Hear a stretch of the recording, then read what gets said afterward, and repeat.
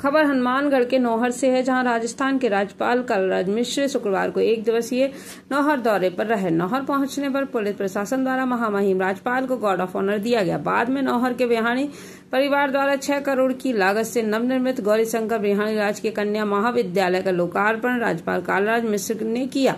नौहर में लोकार्पण के अवसर पर बोलते हुए उन्होंने भामाशाह बिहानी परिवार का आभार जताया तथा शिक्षा के क्षेत्र में उनके द्वारा नौहर को दिए गए योगदान की प्रशंसा की। महाविद्यालय लोकार्पण के अवसर पर बोलते हुए महामहिम राज्यपाल कलराज मिश्र ने महिला शिक्षा और नारी सशक्तिकरण पर जोर दिया। उन्होंने गांव ढाणी की हर बेटी बहू को पढ़ाने और शिक्षित बनाने की सीख दी।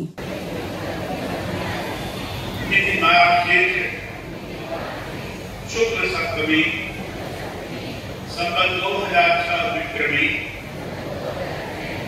द्वारा इस संविधान अंगीकृत अधिनियमित और आत्मार्पित करते हैं।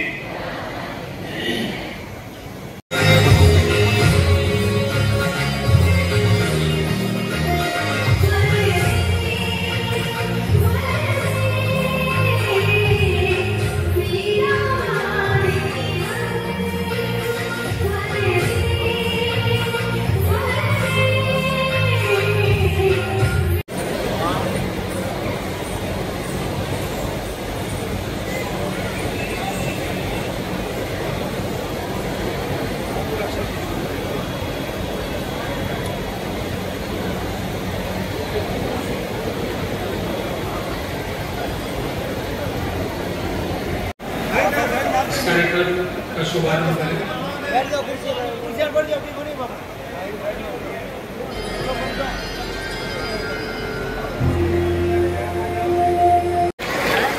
राज्यपाल महोदय के अतिरिक्त सम्माननीय श्री बी.डी. कल्ला साहब,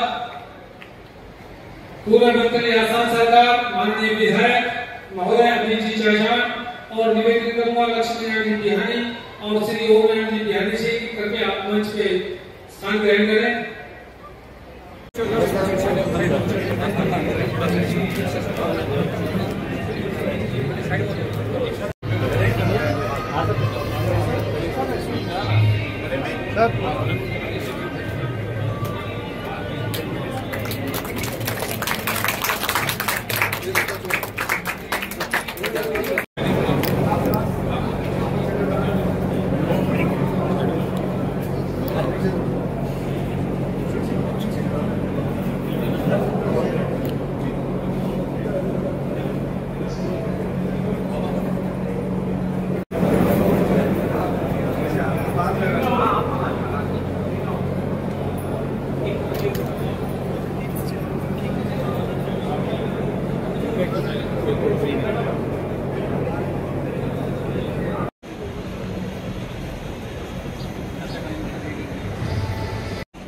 आपके निरीक्षण के लिए हाजिर श्रीमान।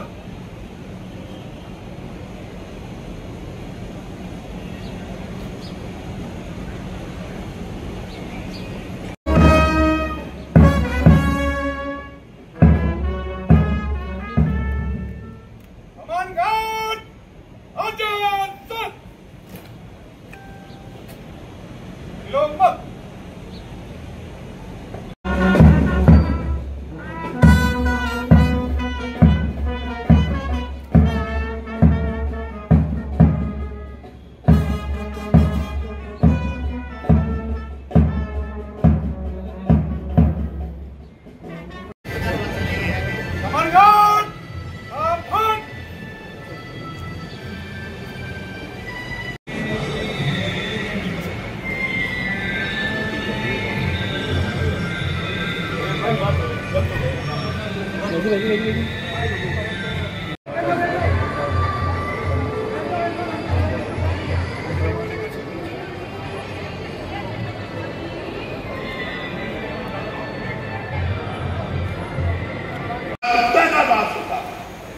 जहां सात्विकता रहती है वहीं देवता वास करते हैं।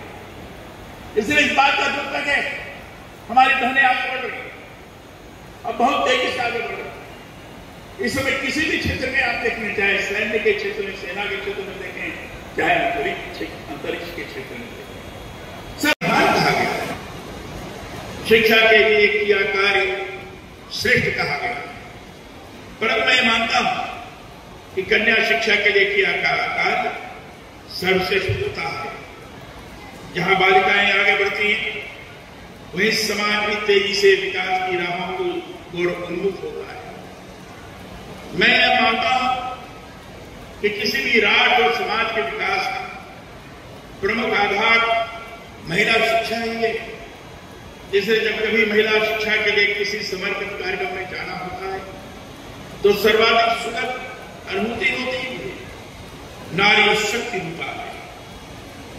हमारे प्राचीन पुराणों में शास्त्रों में जाएंगे तो पता चलेगा कि पृथ्वी नारी शक्ति से ही चल रही है। सरस्वती रूप में नारी सृजन करती है, लक्ष्मी रूप में वह पालन करती है, महाकाली रूप में आसुरी शक्तियों का नाश करती है। एक दूसरा पक्ष यह भी है कि पूरे संसार में ज्ञान और शिक्षा की देवी सरस्वती है। सोचिए, यदि ज्ञान नहीं हो तो कैसे यह संसार प्रकाशित रह सकता है।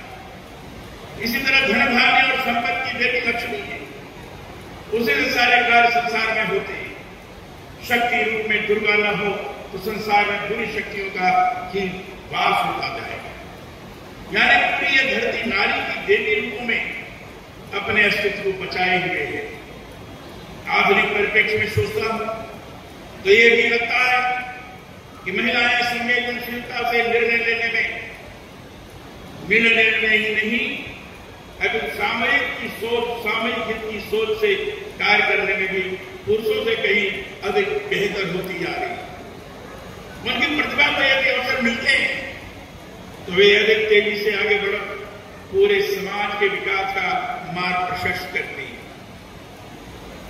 मैं तो इस समय सारे विश्वविद्यालयों में जा रहा हूं और विश्वविद्यालयों में दीक्षांत समारोह कर रहा हूं। दीक्षांत समारोह में मुझे उपाधि देनी पड़ती है, डिग्रियां देनी पड़ती है, स्वर्ण पदक देना पड़ता है, गोल्ड मेडल, ये सब देना पड़ता है।